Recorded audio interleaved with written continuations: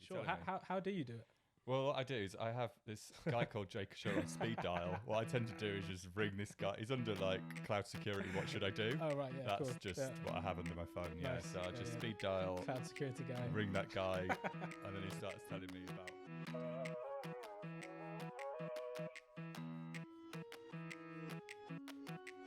Hey everyone, welcome to Cloud Unplugged. This is season 2, episode 3. We have returned back to talk around the landing zones. Jay has had time to research the answers from the previous episode. I've also had time to figure out that I said the wrong thing in Murphy's Law and Moore's Law, so which is quite relevant, I guess. So Murphy's Law is anything that can go wrong, will go wrong. Do you want to look at it? I'm gonna look at my phone again. Murphy's Law is anything that can go wrong will go wrong. Yeah, I think you meant Moore's Law, wasn't it? And so I was trying to figure out which law it was, and that went wrong. It's actually Moore's Law that I was referring to, which is the number every 2 years, the number of transistors, capacitors, or whatever doubles every 2 years. Right. Okay. Well, I can't remember what was it in relation to be fair, that was episode 1, wasn't it? Speed of like computing power and chips and everything else, and how we just have more opportunity because there is greater advancement in technology. Right, I see. Which is grounded. But that's not what we're talking about today, Jay, is it? So you're trying to get out of giving us answers. You've had a lot of time and to research. So what we want to do is try and focus on some of the things we spoke about. So just to recap, we made lots of decisions, I think, for people saying if you have a certain element of scale, you've got multiple teams, those teams have different data requirements, or there's just data around those delivery teams anyway for those business units, that you shouldn't share things, obviously, because the risk is going to go up. Yep. Blast radius increases if something was to happen. Exactly. So split those out, split the environments out ideally as well. Simply put, non-production, production, but there could be more. Yeah. But I guess that's a good starting point. Then we decided that hub spoke probably was better just because of the centricity. Exactly. Networking needs to happen somewhere. There's peering. You can end up in a bit of a peering mess, not knowing what's paired with what eventually. You might even have multiple hubs. You could have multiple hubs. Spoke, yeah. It could be anything, because I guess when it comes to network connectivity, there are limitations. You can only have a certain number of peering connections, or a certain range, or you can only limit the roots of the top kind of CIDR of your different ranges that you have. So that might be a limitation in itself.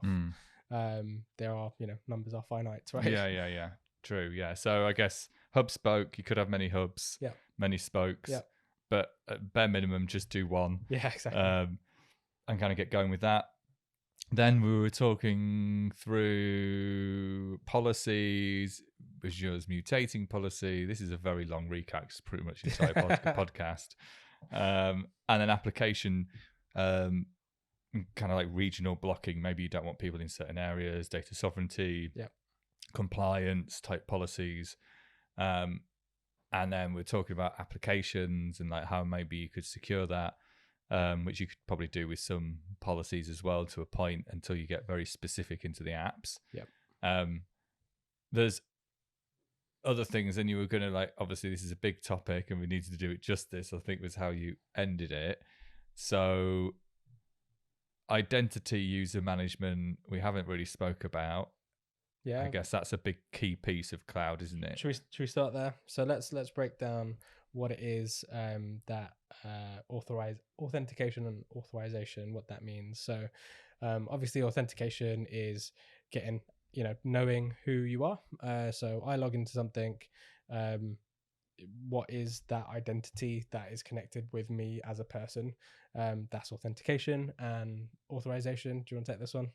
Yeah, it's just what you're allowed to do. What you're allowed to do, exactly that. So, but are we assuming then, because this is aimed more, I guess, at people who are going to be in companies? So our assumption is that B2Bs, I guess, but I guess businesses that have they're bound to have an email address and a domain on that email address. Yeah. So they've already got some identity because people need to go and get emails. They've got and log in. authentication. Yeah, So exactly. so they've got an identity in a business already that they can use to authenticate with. And best practice is not to have more than that one identity, right?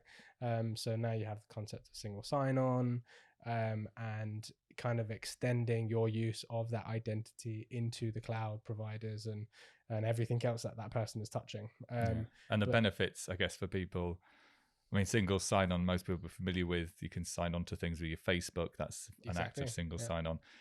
But then it also means if you're offboarding a person and you've used the same, you only have one identity, as in to authenticate with. So you might have many services, but you only have one identity that you can authenticate with those services to.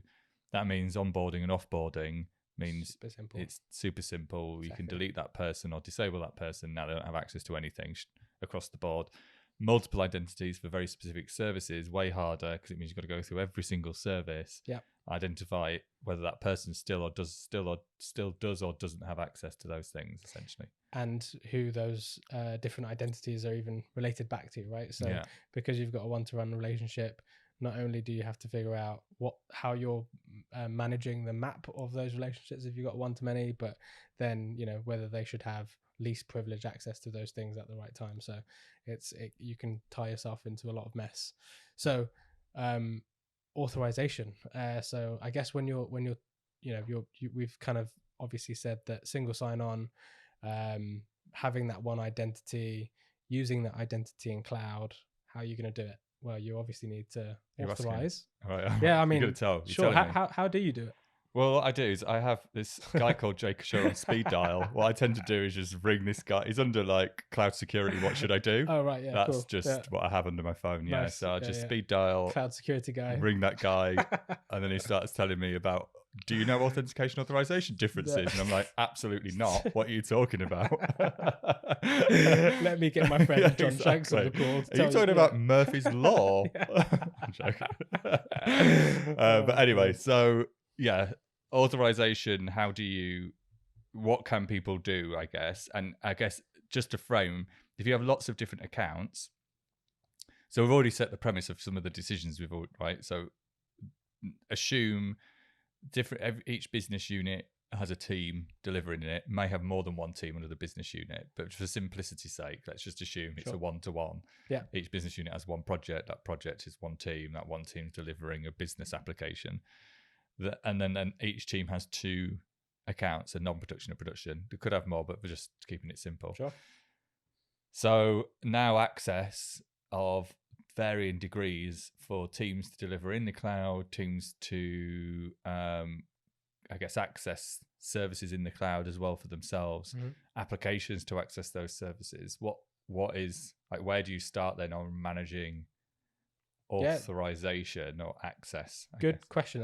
And even the cloud vendors and when we talk about cloud, for the sake of these conversations, we're only going to talk about the top three, right? So Google, Amazon, and Azure, and they have different ways of doing it. So with Amazon, you can have a single account, and the concept of organizations is still fairly new, whereas with Google and Azure, that's kind of built into how they've designed their services. So you have a single identity and that proliferates accounts. With Amazon, you've got loads of kind of services that have been tied together to give you a similar sort of outcome, but that's not baked in from the design of the actual cloud provider itself. So because they started obviously at an individual account level. Individual accounts. It's been around for 20 years or whatever. Yeah, exactly. So individual accounts, and then you had this concept of organizations, and what was that, like 5-6 years ago? We always get this wrong. Yeah, so. I think probably will be about 4 or 5 years ago. Yeah, I would exactly. say. So that was a way to kind of vend and manage additional accounts, and then you have SSO on top of that, to give you SSO, service catalog, all of, and then control tower to give you a way to vend accounts, give people access to those accounts, manage group policy, things like that. So when you talk about authorization, we're, I guess, going to talk about the way to do it well, not all of the different ways to do it. Because there are many. There are many. Yeah. I guess the most always talking about scale. I guess that's what we've got to factor in, because anything that's got a least amount of scale to it, it's obviously easy to manage, right? Because less things, less stuff to do. Anything that has lots more people, lots more services, the minute you kind of crank up the scale factor on these stuff, the more difficult it becomes for people, because one thing psychologically you never want to be is a blocker to other teams. Only psychologically. Just psychologically. Just physically. I don't mind being a physical blocker, totally fine. but just not a psychological one. Yeah, not a psychological one at all. I don't mind physically stopping you getting to your laptops so you can't do the work. But yeah, not I guess just being seen in the business as somebody that is slowing delivery. Yeah, makes sense. And that's when bad decisions get made, usually, is under the pressure. So people kind of succumb to like, oh, I'll give you all the access you need now, and then I'll sort it out later. Right. That kind of attitude, like, oh, like we need to go, we need this now. So you're like, okay, working this out granularly is going to be too complicated. I've given you the permissions, you can get on. Now I'm going to refactor that later, and then they never do, and they forget, and then I'm left with permanent permissions from ages ago. Like all these situations that kind of happen just to get people moving. Least privilege goes out the window. Least privilege goes out the window. People with permanent admin access that they didn't even realise or remember have it anymore. Exactly. How many times has that happened to you? Do you still have access to loads of places? We should go through a little trail. Probably unlikely I've got access to anything. But yeah, I mean, definitely, have I been in those situations? Absolutely. Have I made those decisions? Definitely would have made those decisions, because you obviously want to enable the business, and it's always a trade-off on, I guess that's why I was kind of saying it's psychological, because it's humanistic. People are asking you for something. Yeah, give them and you want favor. You want to help them. Exactly. Yeah. Right? That's part of the job. So then you obviously do what's helpful to somebody, even if it's not great for the business by accident, like security. Yeah. Cool. So anyway, authorization, you're talking about then what the right way to do it, which is, what's the right way to do it? So authorization, you've got two things that need to authorize in principle, users and service accounts or robots or, principals, service principals, whatever you want to call it. But that is a user that uses, like me, you, Joe Blogs, or a service that needs access to another service in cloud. So generally speaking, knowing the roles that the user should have in the organization is like the first step. Are these default roles that cloud come with the right context or the right setup for my organization? Am I going to have sort of global administrators or people that are only allowed to edit different users and give them access? Or do I want to be in a bit more granular than that? So do I want, am I going to protect, say, the network layer and say, actually, you can have access to everything apart from components that touch networking, because that's managed centrally and you can tie yourself up into a bit of a mess if you don't really understand what's going on there. So defining those roles is probably the first thing to do. And then making sure that those roles are managed centrally. So at the sort of tenant, root account level, that type of thing. And then figuring out where it is that or how it is that you're going to give people access to those things. So whether there's some sort of identity governance inside your business where you are, you're getting approval for those groups, if it's managed through AD groups that you're in, or some sort of centralized department that give you the right access to be able to associate that to the role that you have. Does that make sense? Yeah. So basically you're saying have some sensible defaults of like 80-20 rule. 80% of people probably might use roughly the same types of permissions. 100%. And then if you put people in those groups, as in they're defined in your IDP, your identity provider, be it AD, AAD, whatever it's going to be, your G Suite. Yeah. You can then create the groups that map those people into those, and then you can use the groups to then basically map to roles. Yeah. That you're allowed to use. Roles that they might have permissions to use. Yeah. But they might not necessarily be active at all times, because one of the principles, I guess, of doing things properly is having the least level of access, so least privilege. So you might have a role that you can assume into or escalate to, but not necessarily have it active at all times. So you then have to have a process in place to and there's cloud services obviously that help you do this, like privileged identity management or STS, I guess, in Amazon, that give you the ability to assume into that role for a fixed amount of time, and then you have access for that amount of time, and then it goes away. Yeah. So the default access that you might have if somebody was to somehow take your identity, would mean that their default permissions would not be obviously particularly privileged. So exactly. But then you'd have to then know the roles that they're allowed to assume, and then you could then just assume the role which could be privileged. But you might, on escalating that privilege, you might have other controls to make sure that person. So let's say your laptop got stolen, right? Yeah. And you've got some credentials saved on your. I mean, I'm not saying that you have this, but let's assume that you do. You've got some credentials saved on your in your browser, and you've gone into the Amazon console, logged in as Jon Shanks, and tried to this guy, he's got access to everything. Always logging in and doing crazy things. And so you've gone in and you're trying to get access to the root account to do something crazy. Because this guy's, he's nuts.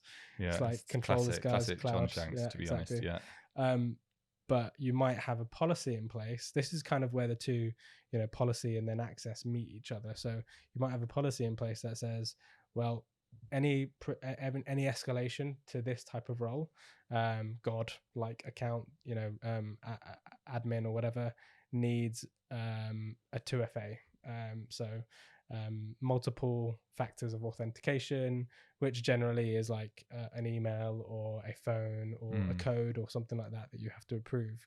And then you get another layer of security because generally speaking, you might also have another form of authentication on that device that gives you that code.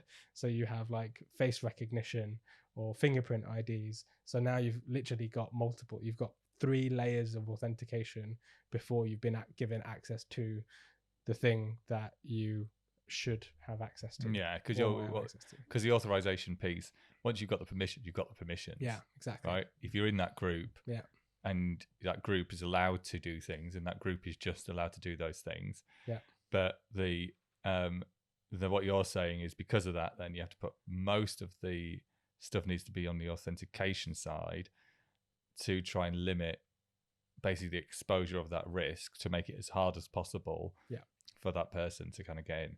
So then you've got authorization then, which is like people, and then you've got authorization, which might be applications that need to then do things in the cloud, especially nowadays with platforms. That's true. Like lots of platforms kind of automate a load of things for people.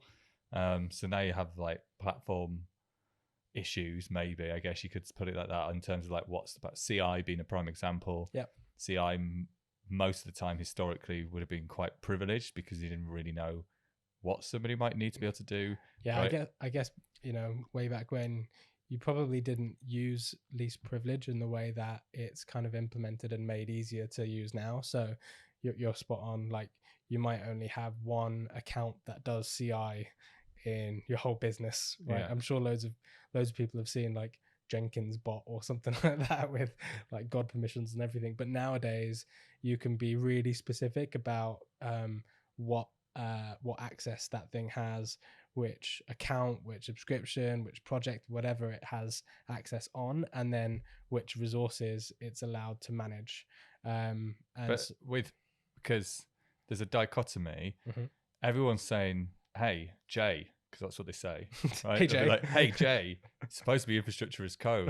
What are Yeah. you talking about? Us people don't do all this stuff. Yeah, exactly. Code does it. CI does it, right? So you kind of got that thing. Like everything you would have done, Yeah.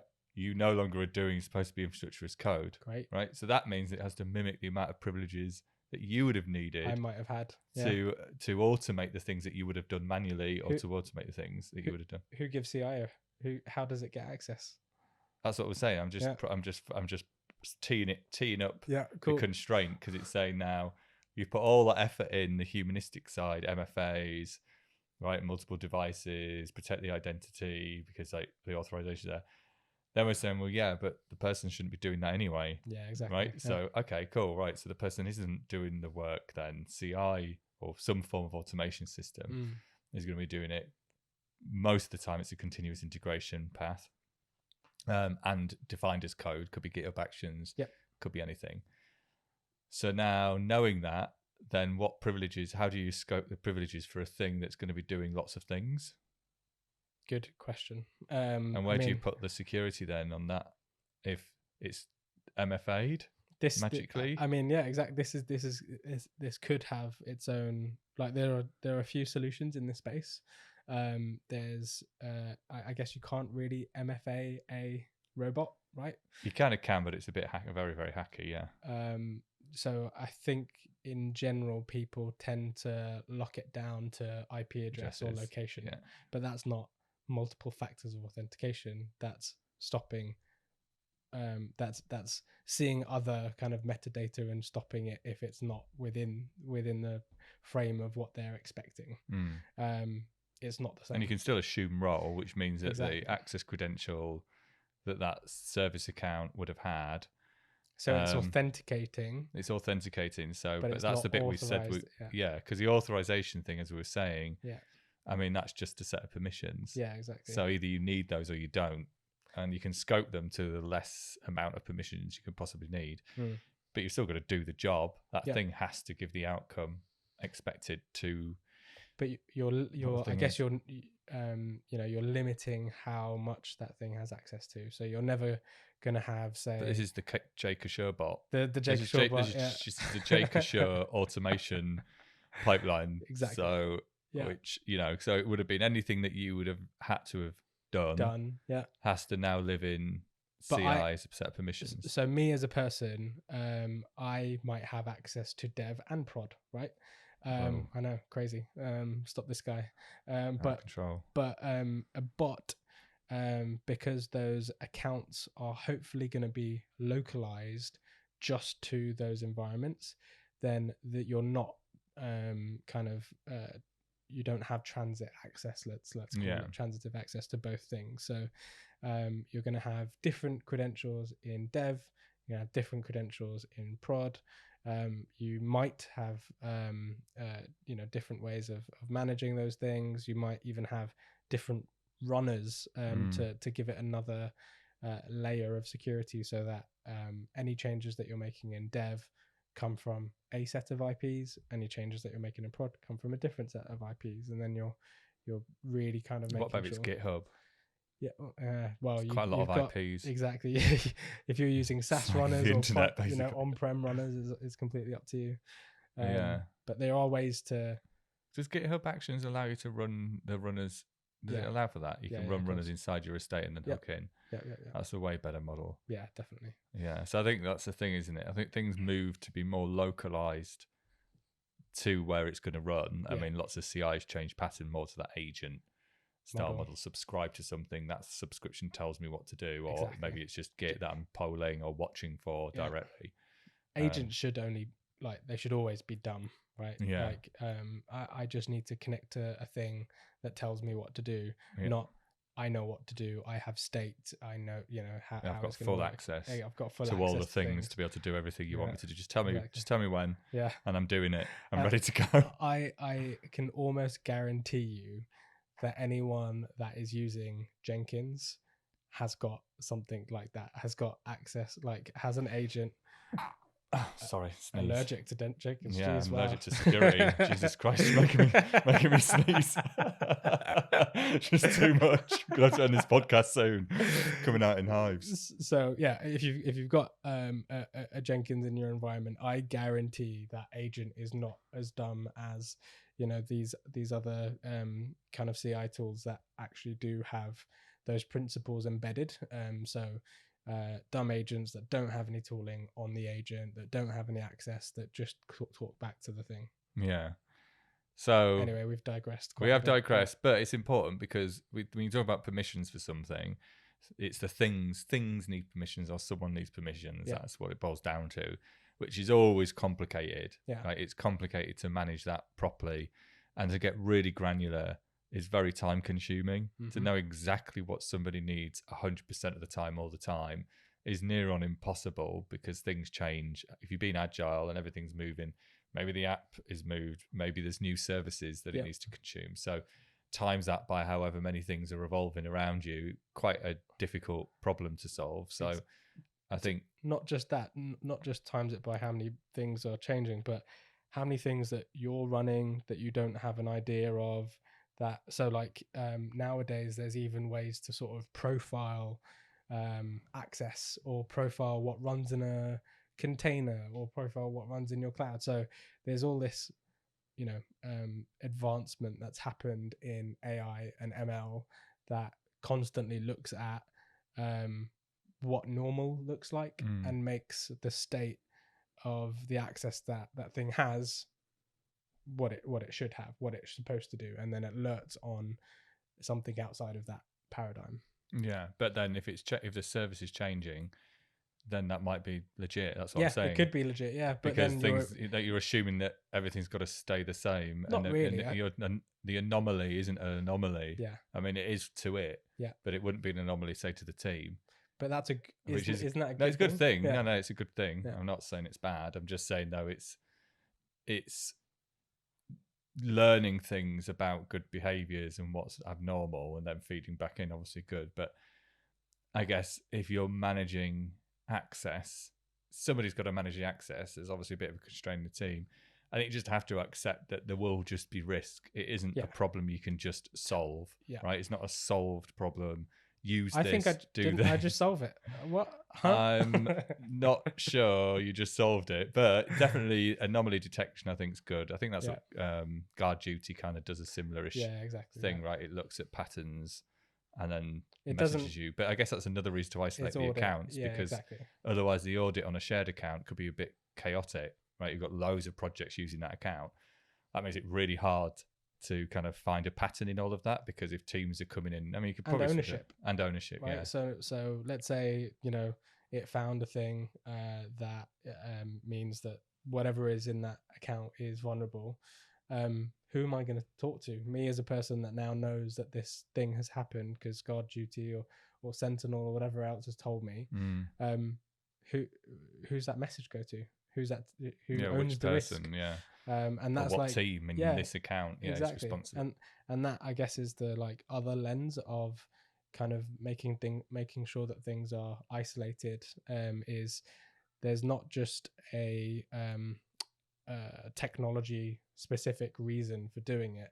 It's an understanding of ownership and risk and everything that's attached to everything that's running in that account. Yeah, because I mean, security is a big topic, but the decisions you're making now define the future.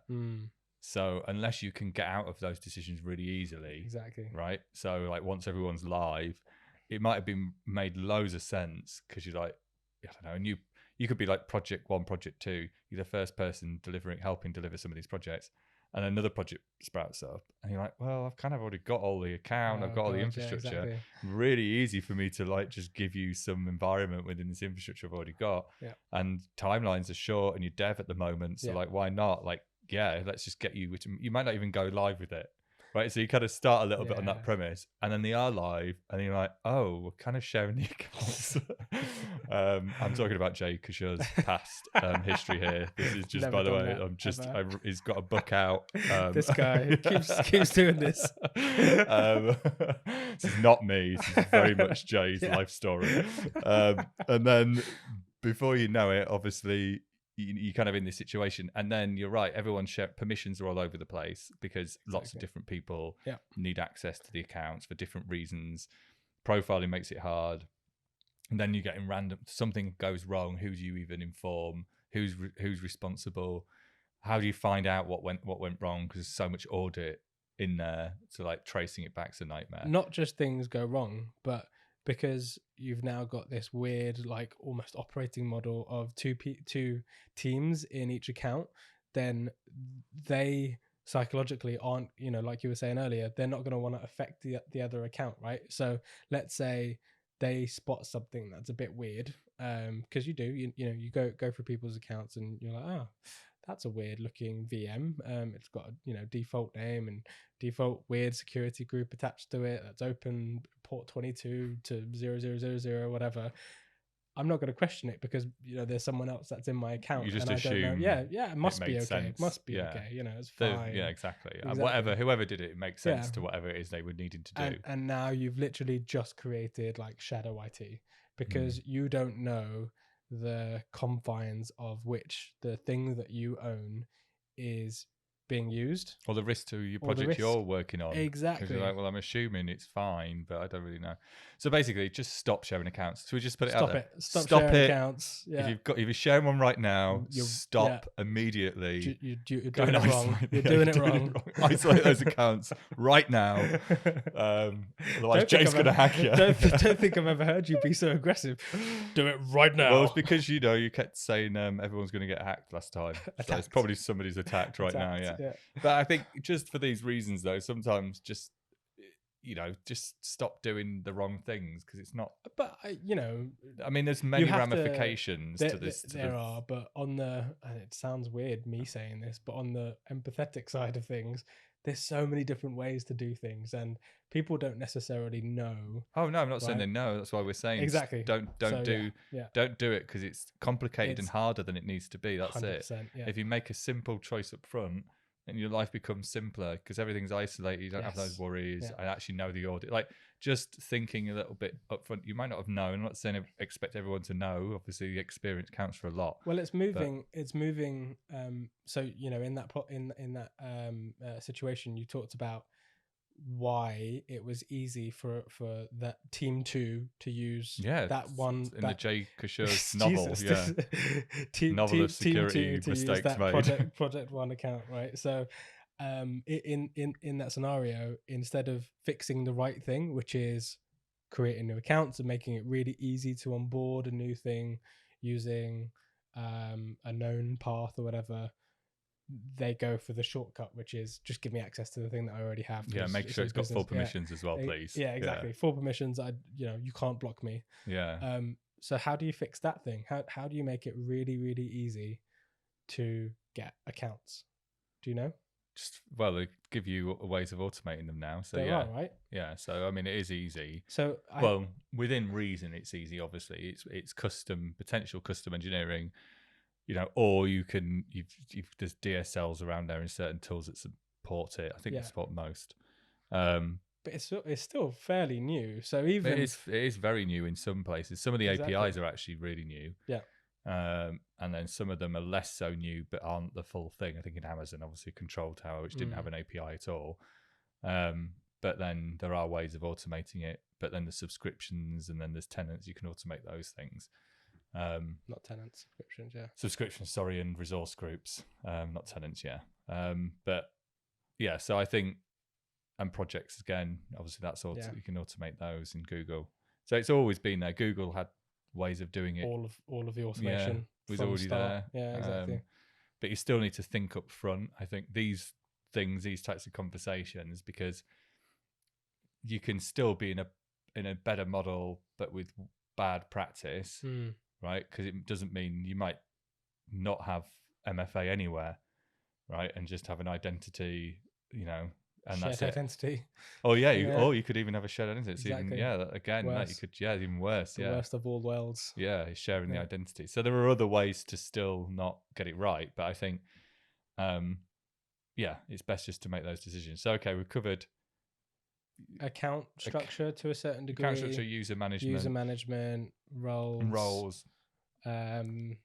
And then policies, I think. Policies we covered in the last episode. I don't think we talked about putting preventative policies in, because everything we're talking about infrastructure as code, which people are going to be doing.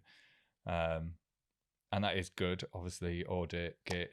Preventative is an interesting. I guess it's but failing fast, right? Yeah. Knowing you've made a mistake before you. Yes, exactly. Before it's become a problem is the thing, isn't it? And that's the good thing about testing first. Is test not just that it works, but test the fact that it's secure, and that it meets your policies. And then if it doesn't, then you can change it so it does, and then go and deploy. Yeah. You've made a decision about the thing early enough. Yeah. Yeah, exactly that. So you're informed. And then centralizing policies is the other thing, which I don't think many people do, because obviously you can have policies that you can check things in the standards and there's things like check off, etc.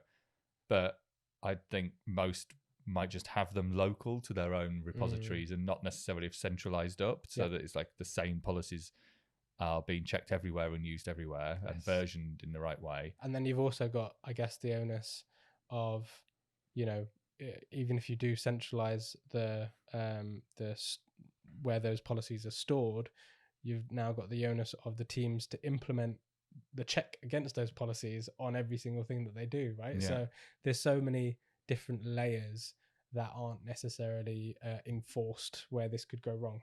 Yeah, there is.